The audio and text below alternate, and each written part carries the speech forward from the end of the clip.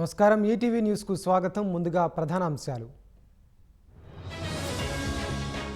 గురి తప్పకుండా 9 ఉగ్ర స్థావరాలపై దాడి.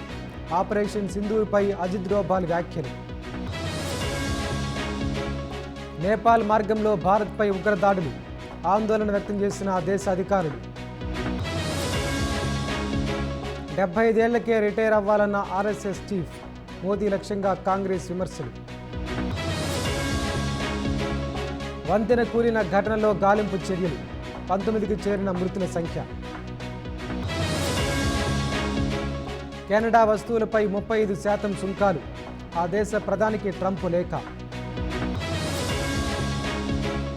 16,000 నుంచి 40,000 రూపాయలకు భారీగా పెరగనున్న US tourist visa fee. Pak నటి మృతి కేసులో సంచలనం. 9 నెలలుగా ఇంట్లోనే మృతదేహం. ముంబైకి టెస్లా షోరూమ్ ఈ నెల 15న ఆరంభం.